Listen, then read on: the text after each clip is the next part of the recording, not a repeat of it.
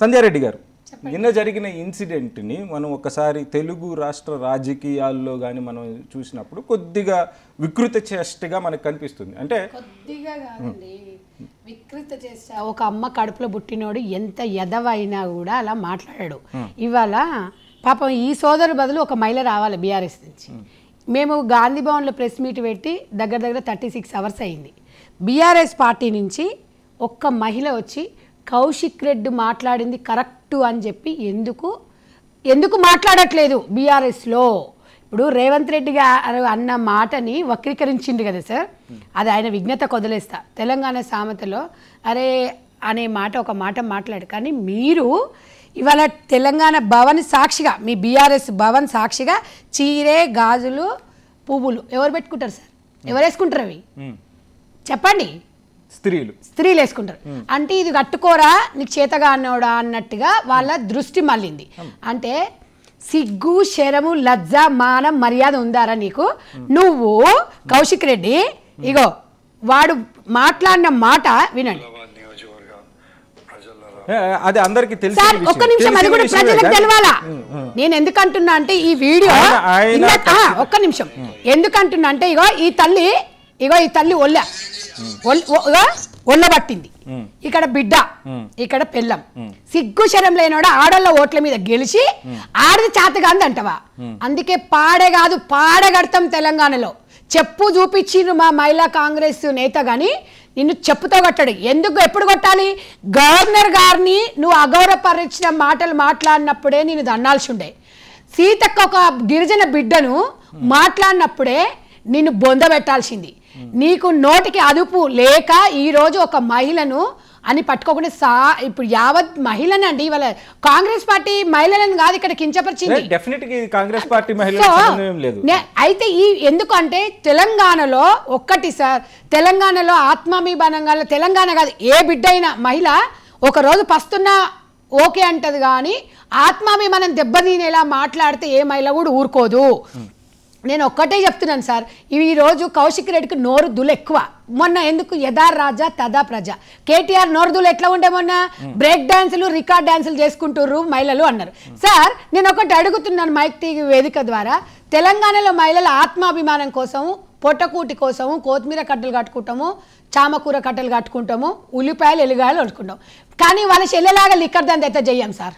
ఎందుకంటే పుట్టకోటి కోసం మేము చేసుకుంటున్నాం. మీ దగ్గర ఉన్నరాళ్ళు, కానీ మా దగ్గర కాదు. మేము ఎప్పుడు అనలేదే ఆ మాట. మీరు మాట్లాడిరు, హెచ్ఆర్సీ దగ్గర వచ్చి మనకు క్షమాపణ చెప్పిండు. మరి ఇప్పుడు తెలంగాణలో మొన్ననే ఒక 20 రోజులు కాలే నోర్దులు ఎందుకయ్యా మీకు? తెలంగాణలో మీకు ప్రతిపక్ష హోదా ఇచ్చిండ్రు, పద్ధతిగా మాట్లాడండి.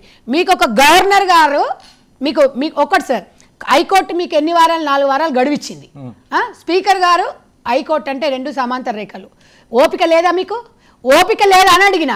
మనం ఒక రాజ్యాంగాన్ని ఎట్లా మీరు గౌరవించరు? రాజ్యాంగాన్ని కూని వేస్తారు మీరు.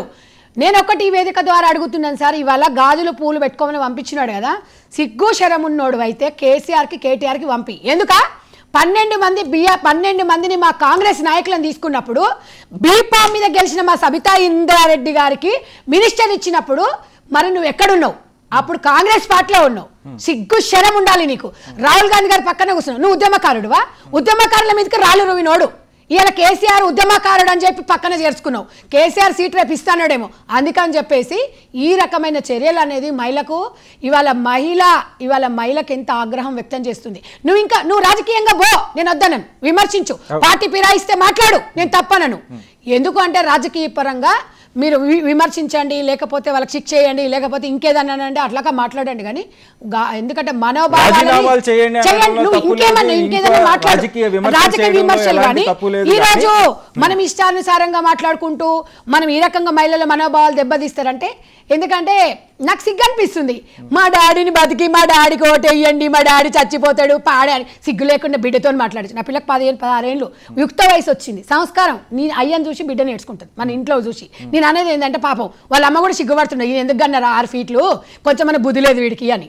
నేను అనేది ఏంటంటే ఒక కాంగ్రెస్ పార్టీ నాయకులను పక్కన పెట్టండి, ఒక మహిళ మనోభావాలు ఎందుకు మాట్లాడుతుంది? ఏ రాజకీయ నాయకుడు కూడా, ఏ మగవాడు కూడా ఒక ఆడదాన్ని అనవలసిన అవసరం లేదు. రాజకీయాలలో కొన్ని ఉండాలి. రాజకీయము అధికారం శాశ్వతం కాదు. నువ్వు మొన్న ఓడిపోయినావు, నిన్న గెలిచినావు, రేపు నీ పరిస్థితి ఏందో. ఎందుకంటే నీకు 40 సంవత్సరాలు ఉన్నట్టున్నాయి దగ్గర నీకు రాజకీయ భవిష్యత్తు చాలా ఉంది. కానీ భూస్థాపితం అయిపోతుంది. నువ్వు ప్రజలలో హీరో అయిపోతావు అనుకున్నావు. నేను ఇట్లా మాట్లాడితే హీరో కాదు, జీరో అయినావు. ఎందుకంటే ఈరోజు సార్ హుజురాబాద్ ప్రజలు సిగ్గుపడుతున్నారు. అరే ఆయన వీడు ఏడ్చిండు, లేకపోతే శివయాత్ర చచ్చిపోతా అన్నాడు, ఈ ఆడబిడ్డలు ఎక్కడ ఇబ్బందులు పడతారో, ఈ ఆడబిడ్డలకు ఎక్కడ ఇబ్బంది అవుతుందో అని చెప్పేసి ఇలా హుజురాబాద్ ప్రజలు అయితే వాళ్ళనే చేతగానాల కింద నువ్వు జమగట్టినావంటే నేను ఒక్కటి ఈ వేదిక ద్వారా మిమ్మల్ని అందరినీ కూడా ఒకటే అడుగుతున్నాను సార్. ఇలా కాంగ్రెస్ పార్టీలో ఇవాళ మహిళలకు పెద్దపీటనేసి ఒక అవకాశం ఇస్తే మీరు ఓర్చుకోలేకుండా నేను మీకు దిక్కులేడవడు. అరే ఇలా కౌశిక్ రెడ్డి ఇంత ప్రెస్ మీట్లు పెట్టి ఇంత గొడవ అయితే ఒక ఆడామ వచ్చి మాట్లాడతలేదు. నాకు అదే ఆశ్చర్యం వేసింది సార్.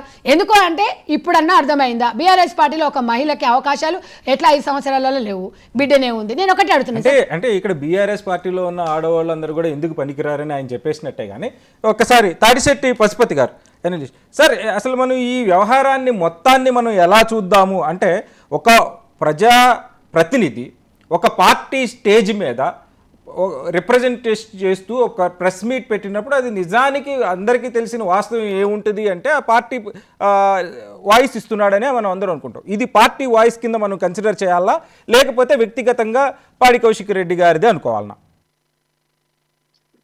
ముఖ్యంగా ఛానల్ మిత్రులకు, మీ ఎంఐసి వీక్షకులకు శుభ సాయంత్రం అండి.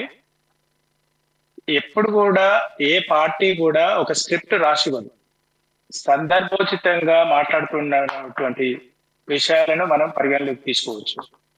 అయితే ఇక్కడ గాంధీ గారు ఒక స్త్రీ అయి ఉండి ఆయన స్త్రీని ఒక వేరే రకంగా మాట్లాడిందంటే అది ఒక పార్టీ స్క్రిప్ట్ ఇచ్చింది అనుకోవచ్చు.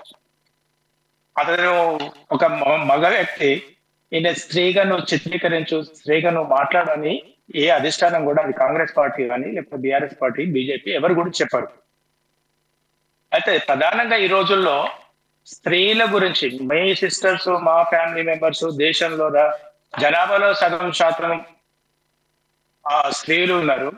ఆకాశం నుండి భూలోకం వరకు, భూలోకం నుండి ఏమంటారు పాతాళ లోకం వరకు కూడా ప్రతి విషయంలో స్త్రీలు వాళ్ళ యొక్క పర్ఫార్మెన్స్ చూపిస్తున్నారు. వాళ్ళు దేంట్లో కూడా తక్కువ కాదండి. 100 సంవత్సరాలు వేల సంవత్సరాల కింద స్త్రీని అనగదొక్కినట్టుగా, అగౌరవపరిచినట్టుగా ఇప్పుడు నడవాలి అంటే నడవదు. సమాజంలో వాళ్ళకి దేంట్లో తక్కువ అండి స్త్రీలు?